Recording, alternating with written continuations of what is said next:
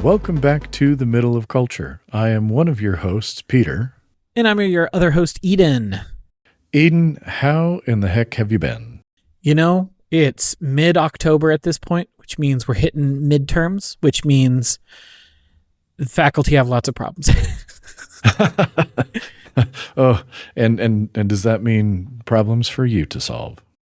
Sometimes, less in my current position than it did in previous positions I've had. But there is definitely a case of like, oh, you're finally realizing you should have maybe read some of those emails you've been sent over the last 2 years about things like how Scantrons are no longer available. You can't just upload, or you can't just bring a stack of Scantron papers and have us put them through the Scantron machine. Because it's 2024, you need to use other technology for that. We are not paying for the Scantron machine anymore. And for 2 years, 2 ding-dang years, they've been getting emails about this. And then there are still faculty freaking out saying, I never heard about this. No one ever told me. And you're like, we told you 11 times minimum in emails over the last 2 years.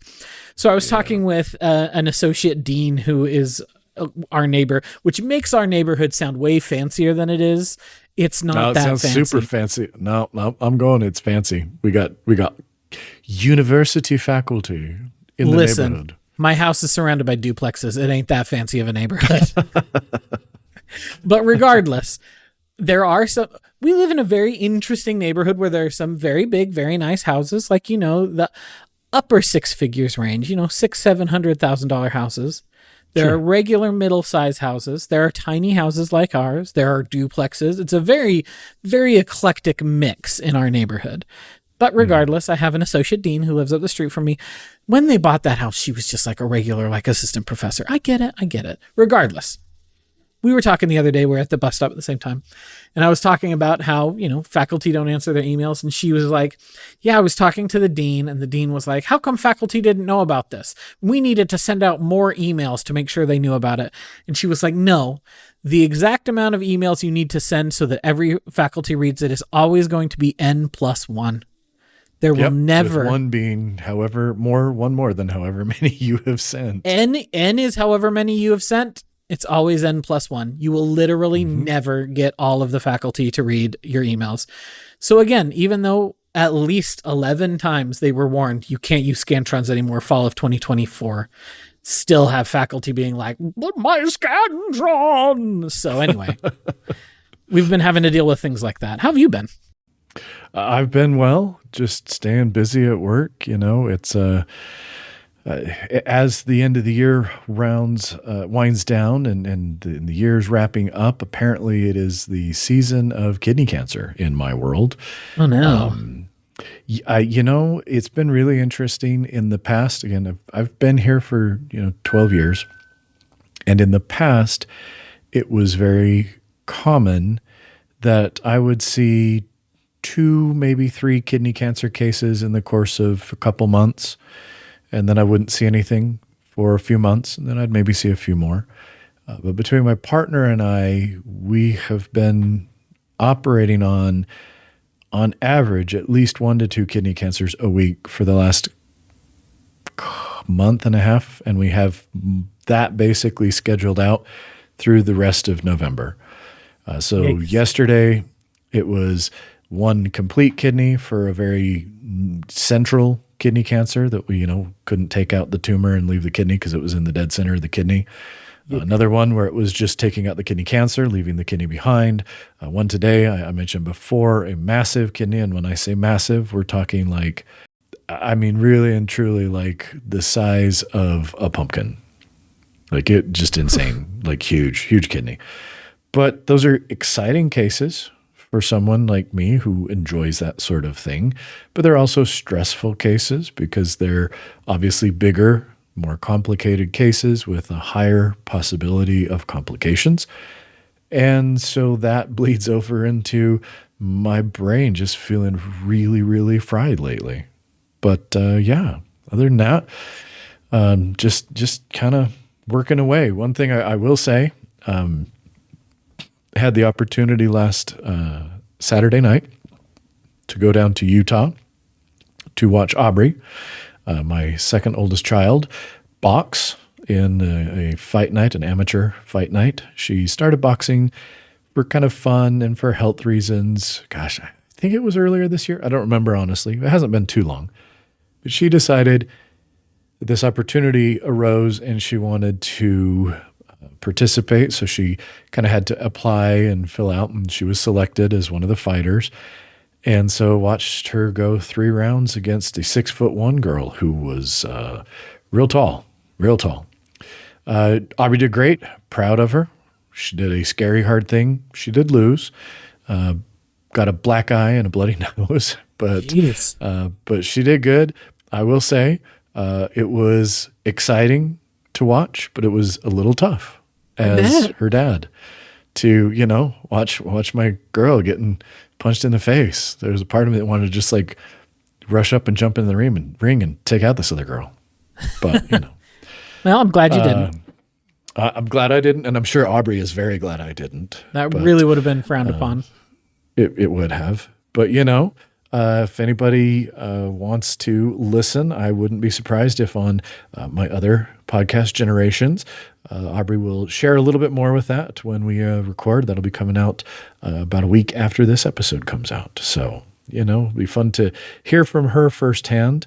One other thing I will say is we talked with Aubrey and her fiance last night, and they have picked a wedding date. And as a father, it is really, really weird. I mean, like having a date when one of your children is getting married makes it feel more real. And so I am very excited for them, but also it's making me feel real old.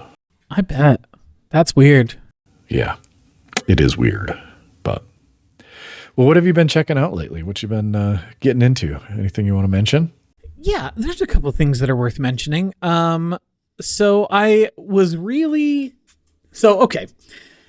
had a friend the other day who was like feeling stressed about things. And so they were like, hey, I want to go see a movie. Do y'all want to come see a movie with me? So we decided to go see a movie, and we went and we saw The Wild Robot. Have you seen The Wild Robot or seen anything about it, Peter? I have not seen it. I have heard very little, but the little bit I've heard sounds like good things.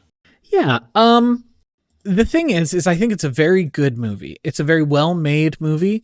It is very funny to me that it is like, it's quite the tearjerker, but also the Fox has, how should we say, DreamWorks face. And so it's weird to actually have decent emotional stakes in a DreamWorks movie, because normally DreamWorks movies are like, haha, jokey jokers, ha ha ha. So that was a little weird. But here's the thing, and this is why I think it's interesting to think about this movie, is like, I personally teared up multiple times during this movie, and everyone around me did too. Like, half that theater was sniffling at multiple points throughout that movie.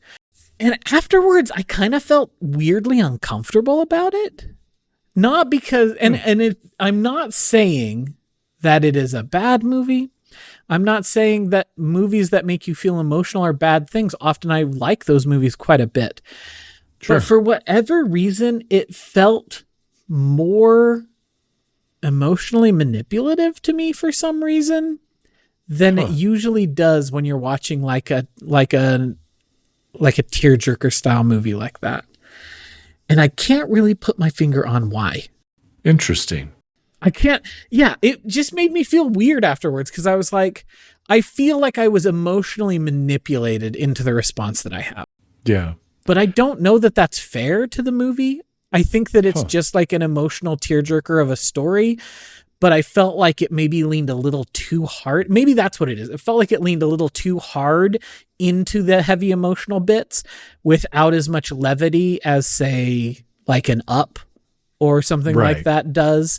And so I think that because it was more heavy on the emotion and not as lighthearted, I think maybe that's where some of my discomfort with the whole thing comes from.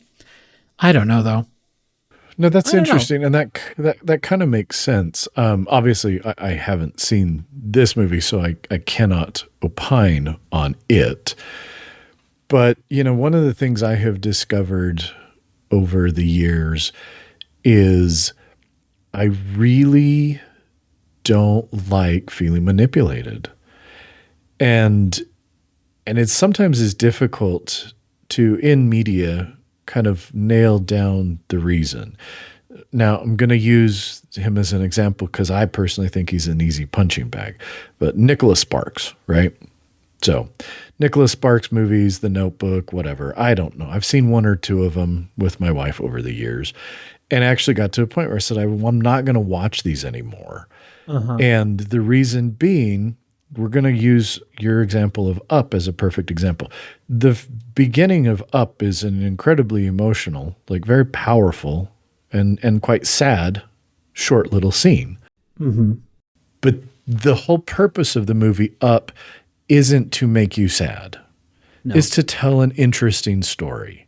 And there's emotion built into the interesting and fun story. But the purpose of the story is not to manipulate your emotions. Whereas I feel like that's all Nicholas Sparks, for example, is out for. Like all his stuff, the purpose of it is to manipulate your emotions. And that's where I really don't like that kind of stuff. So if there are emotional beats, and again, I'm not saying whether that's what this is, but this is a thing I've discovered for myself over the years, that if there are strong emotional aspects to the story in service of telling a good story, I tend to be a lot more willing to accept those things than if I feel like the main purpose of the story was to evoke this emotional response from me. And that's just me. Which, like, then it becomes a question of, like, aesthetic theory is not the point of most, art to evoke a response. But the question is, what comprises that response? Right. What bits are there to that response, and how do you react to that response? And that's the part that I maybe feel a little weird about. I don't know. Ultimately I think it was a really good movie, but I do feel like it was just kind of heavy-handed on the schmaltz without as much of the, like, I don't know, the levity. Even though, it's not that it wasn't, there were some funny parts in it, but I don't know. I just felt kind of weird about it afterwards, but it is an interesting movie. It's gorgeous to look at. It's one of the prettiest movies you'll ever see. Like, it's really, really well animated. It has a really fun and kind of inventive design for the main robot. I think that the voice cast does really good jobs. But I just kind of felt weird after the movie, which was strange. I don't know why I felt that way. And what else have I been? Oh, go ahead. No, I was just going to say that sounds like something that I may check out when it's on streaming. Yeah, I think it's a perfect movie for that. I don't know that I would have seen it in the theater if our friend hadn't asked us. It was very funny though. The person I went to see Transformers 1 with the week, like a few days previous, was also at The Wild Robot, and beforehand was like, this movie's going to be so much better than Transformers, just you wait. And I was like, I don't know. We'll see. Like, I figured it probably will be. But then afterwards he was like, see, I told you that movie was so much better than Transformers. And I was like, yeah, okay, maybe it was, but shut up anyway. Here's the thing. It was treacly in a way that I felt weird about. So yes, was it a better movie than Transformers? Yes, but still. Anyway, let's see. What else have I been checking out? I started, but have not really returned to a new game. And I don't know that I'm going to get back to it before the impending doom that is, can BioWare still make video games that I like? Which is Dragon Age, the Veilguard, which is due out here in a couple of weeks, which I will definitely be getting and sure hope it's good. Although, who's to know? Who's to know? I'm going to get it too. I'm setting expectations real low. Well, the thing is, I think that I am probably more primed to enjoy it than other people, because I think that I hold Andromeda in higher regard than most. I do too. And so I think I am more primed to have a good time with Veilguard. I am not a purist who thinks I am a purist who thinks Mass Effect 1 is the best of the Mass Effect games. Even if the combat in the later ones are better, I like the weird jankiness of the original Mass Effect. I love driving that terrible tank, the Mako, everywhere. I love that you don't have clips to reload. You got to watch your heat or you're going to be in trouble. Like, I like the weird, like, design choices made in that game. Sure. So even though, yes, is it more fun to do combat in Mass Effect 3? Yes. Mass Effect 1 is weird and kind of off-putting and is my favorite of the Mass Effect games by a country mile. I do not think Dragon Age Origins is the best of the Dragon Age games. I know there are still a lot of shooters for Dragon Age Origins that are like, that was the last great BioWare game, and then the 360 took them over, and it was all console garbage after Dragon Age Origins, which was basically just like me playing Baldur's Gate 2 again. And it's like, okay, guys. I am a Dragon Age 2 defender. I think that's my favorite of the three, because of the ways that it deals with the long-term ramifications of being in a situation like this, you know? Sure. Like, Origins is you are fighting the Darkspawn until you die or they die, period. Inquisition is you are fighting Corypheus until he dies or you die, period. Dragon Age 2 is, hey, you're going to go live in this town for 13 years. And every 3 or 4 years, shit's going to hit the fan and you're going to have to deal. And then 3 or 4 years are going to pass before you have to deal again. And I think that that's a really interesting structure for a game that I can tell had a budget the size of a thumbnail. Like, no money to make that game, and no time either. Like, you can tell this came out of the gate hot, but I do really like it. So, and I like Inquisition too. I think Inquisition was too big. It learned all the wrong lessons from MMOs, but ultimately I still really like Inquisition, even if I thought it was both of those things. So I'm excited for Veilguard, but I'm also like, what if it just doesn't hit like it used to? Yeah. But regardless, until then I was like, I'm going to play a different RPG. I'm kind of in the mood for a turn-based RPG. Why don't I play Yakuza Like a Dragon, aka Yakuza 7? And it's fine. It's fun. It's pretty okay. Have you ever played any of the Yakuza games, Peter? Nope. I think I have most of them. At some point, they have been added to my Steam library or something, but I have never played one. Many of them have humbled and bundled. I think I have 0, 1, 4, 5, 6, 7. I think 2 and 3 are the only ones I don't have currently. It sounds about like what I have. But anyway, they are mostly like real-time action games where you're brawling with dudes in the streets until Yakuza 7 came out, which is a turn-based party RPG, because it has a new main character who sees the world as though because he wants nothing more than to be a hero like in his video games. And so he sees the world as though it is a Dragon Quest fight because he loved Dragon Quest before he went into prison for 18 years and then gets out and is like, what is the world? Which is very fun, like fish out of water stuff. The first time he sees a smartphone and he's like, what is this? It's like very, very funny. And you know, like things change a lot when you're in the big house for 18 years and then you get out and, you know, you used to be in this Yakuza clan who is now like betrayed all the other clans and joined with this evil group. And now you're like, okay, I guess I got to take down the dude who I thought of as a father and who raised me. And it's fun. But I also just kind of fell off because another thing came out. I am a beta tester for Infinity Nikki. Yeah. There you go. For those of you who don't remember me talking about Shining Nikki in the past, it's the phone game that I play. It's the only phone game I play. It's a very goofy game where you dress Nikki up in fabulous outfits in order to affect change in the world. For example, in the story where I'm at in Shining Nikki right now, Nikki is currently in the catacombs beneath the church in Pigeonland, where the elf queen is praying to the original crystal, which is the source of all elven power, and also one of Leonid, who is the guy who created the manuscript and all designer reflections, which are the things that give you the power to affect change through your outfits. And I have to somehow pray to it now that I have the manuscript, because the evil dude Mercury dropped it because someone else caused an earthquake.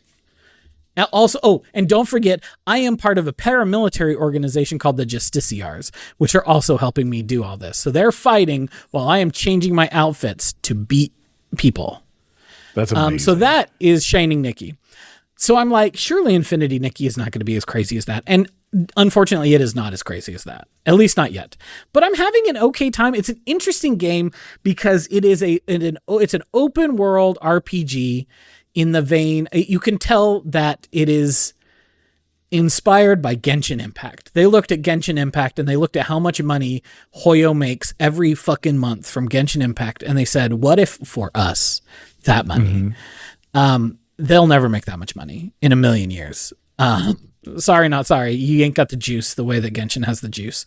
But it's an interesting game because it is unlike all these other games. And this is true of like all big open world exploration games. What are your primary verbs? Like climb, jump, fight. Sure. You fight a lot. You play Assassin's Creed, and then you look at your stats at the end of a 100-hour Assassin's Creed game, and it's like 7,000 people killed. And you were like, oh my God, I killed 7,000 people in this game. Sorry to the population of medieval England, but it no longer exists because of me. So that is like one of your primary verbs. But in Infinity Nikki, it is not a verb that you hardly ever engage with. You are not fighting hardly at all. And when you are fighting, it is almost always in discrete, like story situations, or very discrete boss battles. When you're just out in the world, you're just like out in the world exploring. And you do a lot of weird shit. You are collecting a lot of materials to make new outfits. One of the ways you do that is you sneak up on animals to groom them. And so you have to put on your grooming outfit and then like slowly walk up behind them and then grab them. And then the cute song plays as you scrub the dog and the dog gets so happy. And then you've got dog fluff that you use to make outfits. Or bugs. You'll pull out your bug catcher outfit and like slowly sneak up on the bugs and then catch them. And like you can rent bikes in this game to travel faster than walking, and then you can just parkour on these bikes all over the place. Like I'm doing sick like flips and like falling down mountains hundreds of feet at a time and then just landing and keeping going, and it's sick. Nice. And I don't know, it's kind of fun. I hope that the outfits become more a part of it, because I feel like I have gotten in one fashion battle in like the 5 or 10 hours I've played so far. And I'm like, one fashion battle? I want to get more fashion battles. So we'll see. I was excited to get the chance to playtest. I'm a little annoyed that none of the progress you make in the playtest will carry over to the main game. So I'm going to have to do all this all over again. So I'm not super invested in getting super far into it. I kind of just want to fiddle before the actual game comes out. But I think I'm going to play it and give it a try when it comes out. Nice. Very cool. And then, is there anything else that I wanted to mention? Ooh, I need to tell you about a comic I read. Okay. Because it is the most messy bitch comic that I can think of in a minute. So this is a comic by Ryoko Ikeda, who is the woman who did The Rose of Versailles, which is a super famous comic from the 70s. It's about, this woman who is the head guard for Marie Antoinette, and all sorts of messy French Revolution stuff happens. It eventually like culminates with Oscar, the main character, and her husband Andre storming the Bastille. And like, so that's what you're getting into with Rose of Versailles. So this is a woman who loves a lot of like historical stuff, a lot of interesting ideas about how does gender work, especially in a historical setting. Because with Rose of Versailles, I said her, and then I said her name was Oscar because she is the fourth born daughter of this family. Her mom dies giving birth to her. So the dad says, well, I need a son and an heir, so you are my son, Oscar. It doesn't matter that you're actually a girl. Like you will be raised as though you're a boy, and I'm naming you Oscar, and you are my heir. And so that's how she becomes like a soldier and becomes Marie Antoinette's bodyguard and all this sort of stuff that happens during the course of the game, or the course of the book.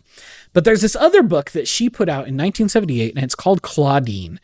And I read it in one sitting the other day. It is this book that is set in turn of the century France and is about this person named Claudine who is born female but does not but starts presenting male. And I'm going to use he, him pronouns for Claudine throughout, even though the book uses she, her pronouns. But clearly the situation is, and like, I feel like the translator did a good job of like maintaining what the original book said, rather than trying to impose 2024 ideas on this 1970s book. So it uses she, her for Claudine throughout, but I'm going to use he, him, because clearly the idea is Claudine is a trans man. And that is what the book explicitly states in the last like page. The psychologist who is the main like narrator explains, I believe that Claudine is transsexual. And so like, okay, whatever. I'm going to use he, him for Claudine. But I have to tell you about the mess that happens in this comic, because it is the messiest thing I've ever read. So Claudine has this girl at school, Josephine, who's in love with her, or in love with him, and he wants nothing to do with her because he is in love with the servant at their house. And so Josephine gets the servant sent away. Also, Josephine's tutor is like weird and catty towards Claudine all the time. And you as the reader are like, why is this guy kind of being a bitch to Claudine all the time? We'll eventually find out, because eventually, you know, Josephine gets Claudine's maid sent away because of family stuff, whatever. So Claudine's heartbroken, but eventually he falls in love with the teacher at their school. So he starts to go and hang out with the teacher at the school and after school, because he is just in love with her. And she is basically using him as cover to just like hang out. And everyone's like, oh, you know, it's just these two women hanging out or whatever. But nothing like untoward ever happens between them, even though Claudine is so clearly in love with her. Josephine starts trying to make a mess. And so Josephine follows people and finds some people out in a cabin in the woods. And then is like, I've got to go tell Claudine. So she runs back to tell Claudine what she found in the woods, but finds her tutor, who is the brother of the teacher, and tells the brother of the teacher what she saw. So Josephine sees these two people, or sees some people in flagrante in this cabin. We as the viewer don't know, or we as the reader don't know who. She runs back to tell Claudine that, you know, she found this thing happening. And she runs into her tutor and tells her tutor what's happening. And the tutor is like, oh, so Claudine's father, who I have also been having a clandestine affair with, is sleeping with my sister, the other teacher. Oh, and dear. So he goes and burns the cabin down with them inside of it. Oh, my goodness. And so Claudine and Josephine are rushing out there because Josephine tells Claudine that she has caught his teacher, who he's in love with, sleeping with his father. And in the tumult, the teacher and the dad both die. And Josephine's face gets burnt, like her entire left or right side of her face just gets like burnt, like terribly. So now, damn. Needless to say, Claudine's dad's dead. That means his older brother, the eldest son, needs to take over his responsibilities as the head of the family. So he moves home from, you know, Paris, where he's living. But that means Claudine is now free to go and study in Paris. So he moves to Paris, falls in love with this ballet dancer who he meets.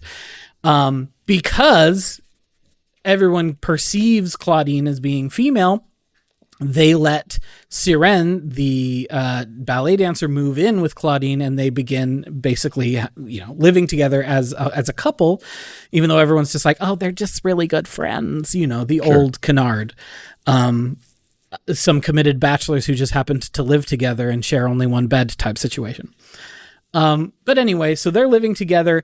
And it's all growing great for years until he finally takes Sirène home to meet his family, and Sirène meets his older brother, Albert. And suddenly Sirène is like, oops, never mind. I'm in love with your brother instead of you now. And so Albert's like, I know that you two were like sleeping together for years and had this, relationship, but you're both women, so I don't care. It's fine. I forgive you. And Claudine is like, you forgive me? And freaks out, sends a letter that says, if you ever loved me or if you still love me, come to our shared apartment on Christmas. Seren does not appear. So what does Claudine do? Dies by suicide. And that is how the book ends. Jeez. It was a lot. But like also really compelling. And like, I understand why it ends that way because it's set in the turn of the century and like was made in the 70s. It wasn't ever going to have a happy ending. Like we get those nowadays, but that's like it just wasn't. But it was really compelling and like stellar art because Ryoko Ikeda is like one of the all-time greatest artists to ever live. And it just looked like $1 million and was just so messy and like convoluted and went to so many interesting places. I really had a delightful time with it. Cool. But that's the last thing I'll mention. What have you been up to? What have you been checking out? Not a whole lot, but I'll kind of run through a list. There's a few things I'll go into a little more detail in. So games wise, really haven't been playing very much, but the new expansion for Diablo IV Vessel of Hatred dropped on Tuesday. Sure. I have updated Diablo IV. I have not had time to launch Diablo IV. I'm looking forward to playing the Spiritborn. It sounds like a fun class. As Blizzard is often wont to do, new class and a new expansion. Hey, guess what, everybody? You know what's going to happen. The new class, disgustingly overpowered. Because, that's how they tempt people to buy the new class and the new expansion, is if the Spiritborn can just trash everything, then, people are going to buy it. But haven't had a chance to play it yet, but looking forward to that. The game I have been putting quite a bit of time into. Eden, have you heard at all over the course of the last few months of the game Balatro? Oh, I have some friends who have really become Balatro pilled, and I look at it and I think to myself, that could be me. I won't let it become me. So I resisted. I don't know why. Wasn't that interested. Everybody was like, oh, you don't need to know anything about poker. It doesn't matter. It's a great game, blah, blah, blah. And I was like, I'm good. But in a fairly intelligent move. Now, look, I am an Apple fan. I have a lot of Apple gear. I pay a lot of money to Apple. And one of those that I pay for is Apple Arcade. Not because I use it that much, but I will say when you have kids, Apple Arcade is pretty good. It's definitely worth, in my opinion, the $5 a month that it is on its own. I get it as part of the bundle that has iCloud storage and Apple Music and everything else that my family and I use. But Apple Arcade has kind of not, like Apple doesn't get games. They just don't. They don't get games. And every time Apple says they're going to do better with games, people, they're lying. They don't understand it. But here's something they did that was smart. They reached out to the developers of Balatro and they said, hey, we want to get you on the platform. But in a first, usually if you go to Apple Arcade, you're exclusive to Apple Arcade. But Apple said, no, we'll pay you to be in Apple Arcade, but you can also put the app on the App Store that people can buy, and you can put it on other app stores too. Oh, so really? They didn't make it exclusive. And so given that I have Apple Arcade, Balatro came out, and I said to myself, you're already paying for Apple Arcade, check out Balatro. Eden, Balatro is a really good game. That's what I've heard. I've put a lot of time into it. I'm not great at it. I have not won a full 8 antes yet, but I have had a hell of a good time playing Balatro on my iPad or my iPhone, and it plays great touch. I know that it's been on the Switch and the Steam Deck, which have touch but have controls, and it was kind of a hybrid approach. They did a great job changing it a little bit so that it works excellent on a touch device. And yeah, Balatro has been the game of the last 2 weeks since it came out for me. So yeah, I know that I've been impressed. I know Apple Arcade has been around for years, but I feel like it is where cool games go to die. because no one, in some cases, you don't hear anything about things that are on Apple Arcade quite often. Like there is an entire Sakaguchi game. Sakaguchi is the guy who wrote the first like 6 Final Fantasy games. There's an entire Sakaguchi game with new music by Nobuo Uematsu, the guy who wrote every killer Final Fantasy song you've ever heard in your life.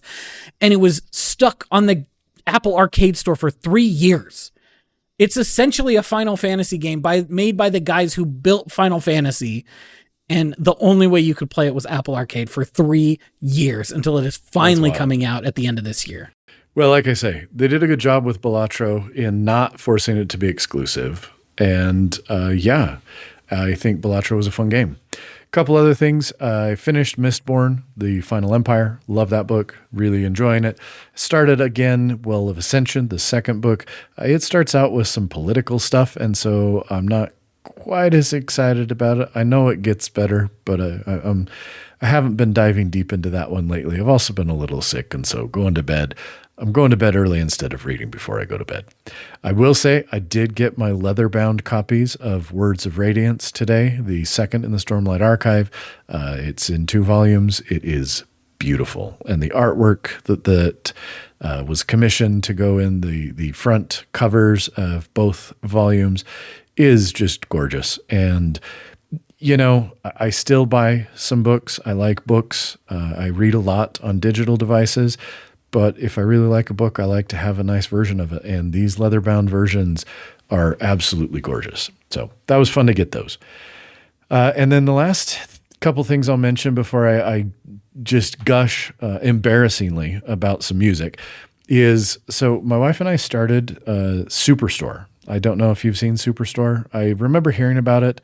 I've seen a fair amount of it. We started watching it, and it's funny. It's not quite catching us the same way as, say, like Brooklyn Nine-Nine did or something like that. But we're enjoying it. It's kind of the new TV show we're watching, and I'm enjoying it. But again, still a little hesitant to say I'm a huge fan. We've only watched like the first 4 or 5 episodes. I'll say I think that show gets really good once it develops class consciousness more than it does at the beginning. When it really becomes a question, like the thing that I really like about that show is that there aren't a whole lot of shows anymore about like working class people that aren't like, let's make fun of poor people. And that is a show that a little rocky start, but really eventually nails that and is a really good show about like, what is it like to be a working class person and be stuck working in a place like Walmart and having to deal with all the bullshit that you have to deal with when you work for a place like Walmart. Well, like I say, we'll stick with it, and I look forward to getting a little more from it. Because at first, it's entertaining, but there's not a whole lot to bring me back. But I can tell, I feel like it's one of those that is going to get better. So it's good to hear that you thought that. Now, a little music rundown really quick. Going to start with a sort of surprise EP from the band Silosis. I like Silosis a lot. They're kind of a little bit metalcore, a little death metal, but kind of a little groove. So I don't love like deathcore. I don't love metalcore, and they're kind of dumb breakdowns sometimes. But with Silosis, when they have a breakdown, it's not just it's going to get real slow and stuff like some deathcore and metalcore does. It's more they're going to drop into like a real good groove where you just want to bang your head. And I dig that. So The Path, good little album. Have you ever listened to any Blood Incantation, Eden? I don't think so. So Blood Incantation really got big on the scene a number of years ago with their second album, really, Hidden History of the Human Race. They then released an album that was more kind of ambient, electro, and everybody was like, what's going on? Well, last week they dropped Absolute Elsewhere, and it is really good. It is death metal that is very kind of has jazz influences. It's death metal that makes you pay close attention. It's not just like, knuckle dragging chugga chugga death metal. This isn't like I wouldn't listen to Blood Incantation when I'm lifting weights because I'm trying to hit a new personal best or something. It's more, I'm going to listen to Blood Incantation when I actually want to like kind of be thoughtful about the death metal that I'm listening to. So It's a good album. In a similar but slightly different vein, we're going to talk about the new album Blessing of Despair by Divenial Verdict. Divenial Verdict is a very sort of dissonant, kind of avant-garde death metal band. Think Ulcerate from New Zealand, one of my favorite death metal bands. Think Gorguts, very kind of progressive, again, avant-garde, dissonant death metal. And this is their second album, and it's excellent. And then here's where I'm going to go off and I'm going to sound like a little ridiculous because I've only listened to the whole album 3 times. Okay. But last night, on a whim, years ago, I picked up the first album from a band called Lowen, and I don't remember much, but I remember that I had picked it up. And then I remembered at some point seeing that they had another album coming out, and I wishlisted it on Bandcamp, but then I didn't really think much about it. Well, Bandcamp Friday rolled around, and as is my habit on Bandcamp Friday, when the artists get 100% of what you give, Bandcamp takes no cut. Yeah. I like to go and I go through my wish list and I'll pick, a handful of albums that I've been sitting on and go ahead and buy them that day. And the new album from Lowen, the title of the album, Do Not Go to War with the Demons of Mazandaran, is the title of the album. The cover art of the album is incredibly busy. And so I don't know. It hadn't really grabbed me, but it was Bandcamp Friday and I was like, let's just get some Lowen. So I bought it. Didn't listen to it. Last night I was sitting down and I was like, let's just throw it on and see. And within like 2 minutes, I was like, holy shit. The entire world has been sleeping on this album. The fact that people are not out proclaiming this new album from Lowen is an injustice. Lowen is a UK band. The lead singer and kind of one of the principal songwriters, she is of Iranian descent. I think she and her parents were Iranian refugees that moved to Great Britain. And very much she incorporates a lot of Middle Eastern sounds, and certainly in terms of her vocal stylings, very sort of Middle Eastern vocal stylings. And she has a fantastic voice. It is just an absolute joy of an album. Great guitars, interesting song structures, doesn't really fall into the standard, A, B, A, B, C, B, B kind of verse chorus thing. And again, just the vocals are fantastic. We were listening to it today while we were removing this great big kidney, and my partner was kind of like, not a metalhead, but my partner was at one point said, this reminds me a lot of like the Dune soundtrack. So it kind of has a lot of those overtones, but in some really great metal. And it is a nice, digestible album, 6 tracks, 37 minutes, doesn't overstay its welcome, but at the same time is so good that I'm like, I could take twice as much of this. But yeah, Lowen, Do Not Go to War with the Demons of Mazandaran is an absolute, just brilliant album that we'll see what happens after it's not super new. But right now I'm like, boy, this may end up being my favorite album of the year because nothing I have listened to this year hit me as hard, as fast as this album. So I'm going to check that out.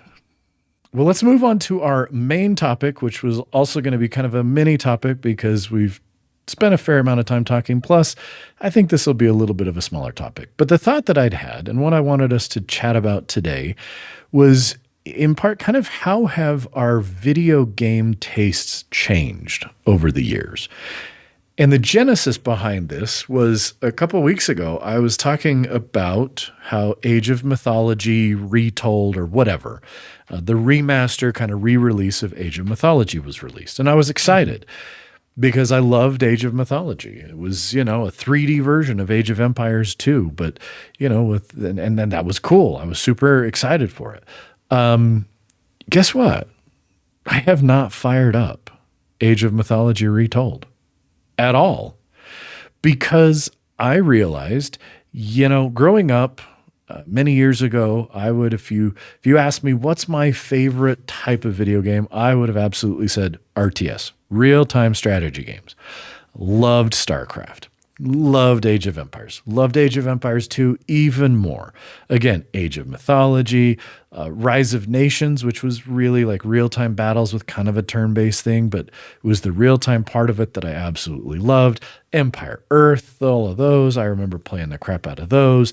Like, if there was an RTS and somebody said something about it, I was going to try it. I remember trying the Earth 2140 and 2150 and 2160 series because they were RTSs, and somebody on some message board years ago loved them and talked about how great they were. And I was like, it's an RTS, I'm there. I don't play RTSs anymore. I've had StarCraft 2 since launch. I've never played StarCraft 2. You never even played StarCraft? You never found out about how they both cured Kerrigan of being a Zerg and then uncured her and turned her back into a Zerg over the course of that terrible, terrible fucking campaign? I know that I heard the campaign gets really weird and wacky, but no, I don't think it gets weird and wacky. It's just bad. I was just disappointed in it. I was like, man, I have such... Because again, I too, and part of this is a function of me being a younger child and looking up to my older brother and wanting to get into the things my older brother was into. Like, that informed a lot of my taste when I was a kid. Like, this is fucking natural. That's what happens. As it does. Exactly. And so I also played a lot of those RTS games with cheats on, because I'm not very good at them. But I played a lot of them with cheats on because I wanted to get to the story of those things. And I had a lot of fondness for StarCraft, but man, StarCraft 2 is disappointing. Well, like I say. So then the question is, what's the last RTS you played? If you didn't play StarCraft 2? Honestly, the last so here's the question. What do you mean by played? When's the last RTS I finished the campaign? When's the last RTS you put more than 30 minutes into? Probably Age of Empires 3. The re-release? No. Which I own. No, the original. Like I got bought mid-2000s. I bought the re-released, thinking, let's get back into Age of Empires 3. I have Age of Empires 4. I thought to myself, let's play Age of Empires 4. I haven't played any of those games again for more than about 30 minutes, and then I go, not feeling it. That's fair. So, what about you? Is there a genre that what's the first genre you think of where you go, or something where you say major shift in your video game tastes over the last, 20 years? The biggest one I can think of is FPS games.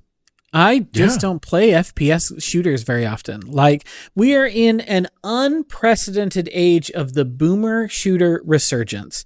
And the fact of the matter is, gun to my head, I would probably still tell you that 1993 Doom is the greatest video game ever made. Like, in terms of value to playability ratio, the fact that folks are still making WADs to this day, so you could just go download thousands upon thousands of new Doom levels today and just play that. You need to ever play another shooter in your life. You could just play Doom and never see the same level twice. That's great, but I don't play newer boomer shooters. There are a million shooters that are like fast-paced, just shooting, cool maps, cool pixel art even, and I just don't play them. I think about them. I admire them from afar, but I don't play them. And I really don't like playing FPS games. And part of this is I play a lot more on console than I did when I was a kid. I was a keyboard warrior because our parents got an Atari 5200 and said, you have video games.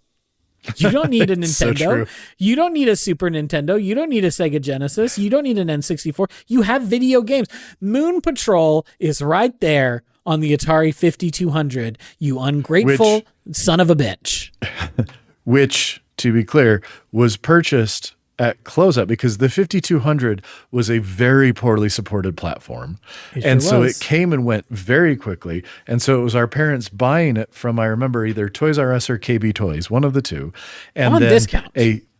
On discount, and then a stack of games that all had the clearance closeout sale sticker still on the boxes. And basically they bought like the only 10 games that they had for this. And it was Star Raiders, Moon Patrol, Super Breakout, Centipede, Dig Dug, Pac-Man, and Pole Position, and Pac-Man.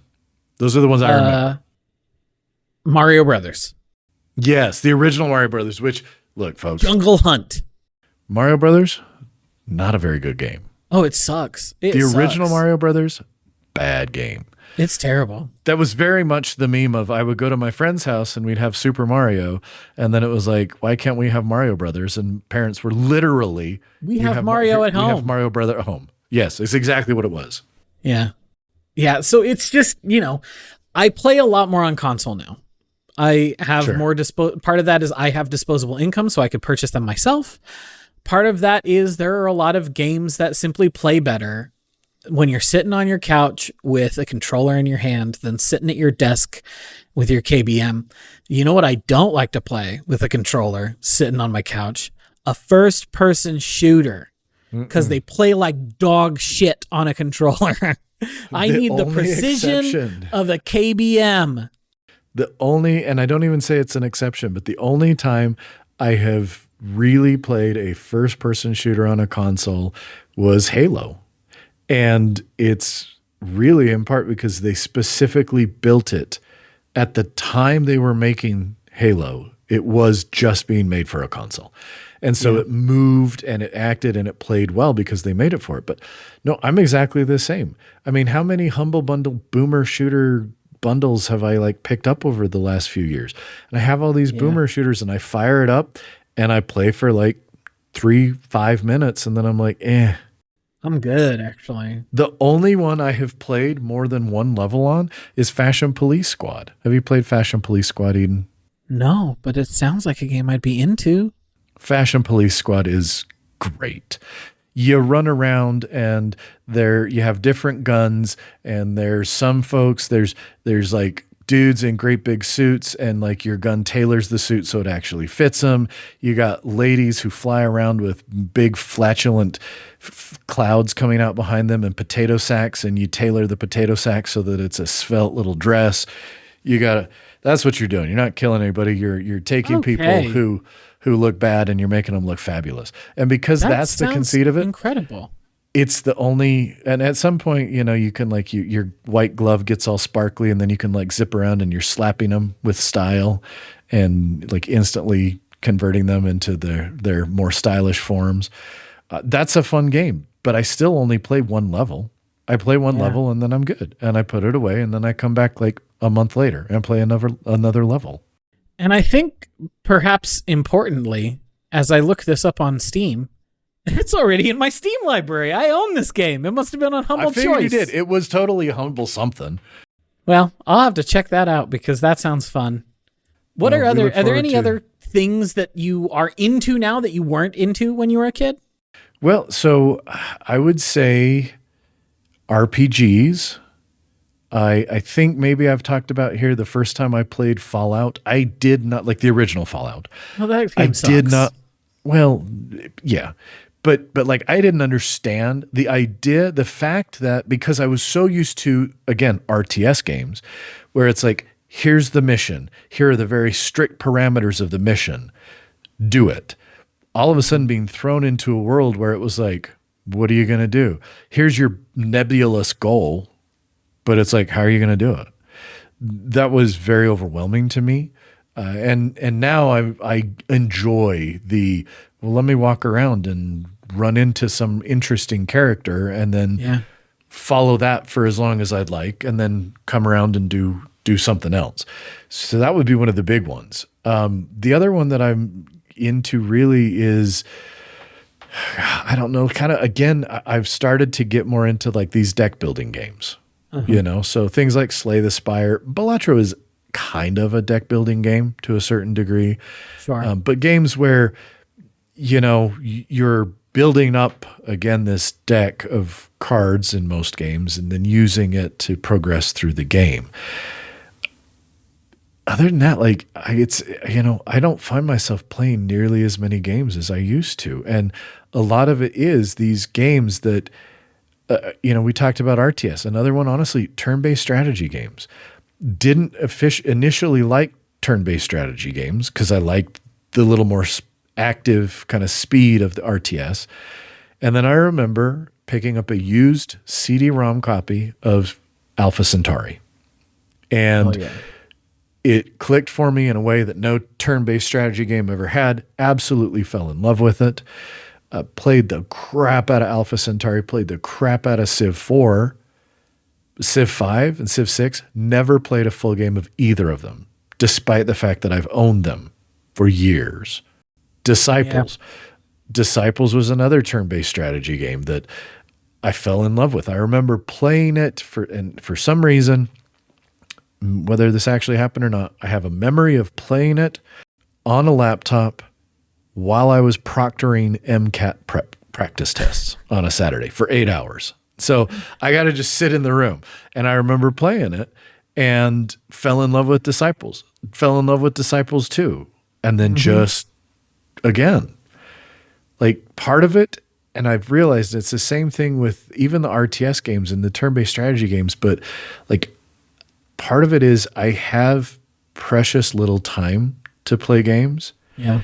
And so things that have built-in ways to make it go slower, I just bounce off them really quick. And I'm in that same boat where like I liked a lot of turn-based strategy games when I was a kid. Age of Wonders, I thought was great. Oh yeah, absolutely. I boot up Age of Wonders Planetfall a few weeks ago, and I think I spent 10 minutes looking at it, and I was like, I don't got the juice for this anymore. I respect the folks who still do. Like, the only strategy game I play on the reg, and I say on the reg as if I have played it any time in the last few months, but it has been literal months since I have even opened it, is Stellaris. And like, I had a very hot love affair with Stellaris for a few years there, and I played a hell of a lot of Stellaris. But I ain't touched it in a minute. Last time I played it, looking at Steam, April 4th, 2023. So it's been a year and a half since I've popped Stellaris open. But I did spend almost 900 hours playing it when I was hot and heavy with that game. But then something just clicked off, and I don't play strategy games anymore. That was the last vestige of strategy game for me, was playing that. And then I look at them and they're on the Steam store, and I'm like, that seems cool. And then I think I'm not going to play it. Why spend that $20, $30? I'm not going to play it. I'm not. Yeah. I think I'm in the same boat as you. And here's my problem, is that a lot of the games that I am currently playing are these abhorrent gotcha games. And like, I say abhorrent because I think that they are genuinely evil the way in which they monetize their stuff. It is genuinely terrible. Like, you see people who spend thousands of dollars on these gotcha games. Yeah. And I think that is abhorrent. And I think the fact that, again, I was joking about Infinity Nikki earlier. Genshin Impact makes between $40 and $60 million a month. That's insane. Hoyo has 4 of those games. Yeah. Star Rail also makes between $40 and $60 million a month. Zenless Zone Zero makes between $20 and $40 million a month. And Honkai Impact Third, the most busted ass game I have played in a minute, still is bringing in like almost $10 million a month. That's crazy. So this single company is bringing in like $150 million a month because they have a predatory monetization scheme. Because you don't know how much you're going to have to spend of resources to get the characters that you want. And then you're going to want to get them more than once so that they're more powerful. I talked about it when that new character I was really excited about in Star Rail, Acheron, came out, and how I had saved up a ton, months worth of pulls so that I could try to get her and her weapon. And if I was lucky, get her 2 Eidolons, so she would be super powerful and I didn't have to put her with 2 Annihility characters. And like, I was barely able to eke that out. But like, it would have been so easy for me to just say, Visa, save me, please. Let me get as many pulls as I need and just keep spending money on a fucking slot machine. Because that is all a gacha game is. It is gambling that you don't actually, when you win, you get pixels on a screen. You don't even get money like you do from actual gambling. Yeah. And so I feel really conflicted about the games that I spend most of my limited game time playing, because I'm juggling like 3 or 4 of these fucks at a time, because I do think this is the problem. They pull you in by having compelling stories, interesting characters, great like stuff that's happening in them. So you want to see what's going on. And so, and so I don't spend a lot of money on them, but I feel guilty even talking about them, because I'm like, I don't want anyone else to spend money on them. Like, because I think it's predatory, but I still play them. So like, who's who here? Like, what am I doing still playing these games? And yet I do. Yeah. I don't know. Well, no, like perfect example. The last turn-based strategy game I spent any real time, and it even wasn't that much, but the last one is the game Ozymandias. Probably got it in some Humble Bundle or something. Okay. I'm going to read to you the blurb from the Steam page for Ozymandias. Okay. Build an empire in a single sitting. All the strategy of a classic 4X in a faster format. What's this big? I need to play this game. It's called Ozymandias, and it was great. It's a awesome game because it was exactly that. It feels like you're building an empire. You're building cities. You're expanding. You're doing all this stuff, but it's like play a whole game in like 15 minutes. Oh, that's dope as hell. I'm gonna have to play this. But that's it. Like, that's the last one that made me go, I want to play this again. I want to play more of this. And so it's really interesting. Like, I talk about being a gamer. We talk about games a lot. We play games, but there are so many games and types of games that I look at and say, I just don't know that they're for me anymore. Yeah. You know? Yeah. I play a lot of RPGs because I like stories. And I play a lot of farming games because I have depression. And you know what's great for a depression? A farming game, a farming sim. Game. It's one of the greatest ways to deal with your depression. But that's like, I'll have to remember it. that. I'm not kidding. Yeah. You boot up like a Stardew or Roots of Pacha or something like that, and you're like, when I'm in here, all I got to worry about is watering my crops, going and petting all my cows in the morning so my love meter goes up with the cows so they know that I love them. Going around town handing people raspberries so they like me more. That's it. What a life. What a life. What a life. What a life. Well, on that note, is there anything else you want to mention about games, or should we wrap it up here? I think we can wrap it up. Don't play gotcha games. Don't fall into this hole. Even if you're like, oh my God, Fei Xiao seems so cool. She is. You don't need to spend your time playing those games, though. You don't. Listen to Eden, folks. Listen to them. They know what they're talking about. You don't need to play these games. They're terrible. Well, on that note, we're going to wrap it up here, but we'll be back again in another couple weeks. If you've got any comments, if you want to tell us about some other games that we should absolutely check out that might be more up our alley, reach out to us at feedback@themiddleofculture.com. And until another 2 weeks, we'll talk to y'all later. Bye.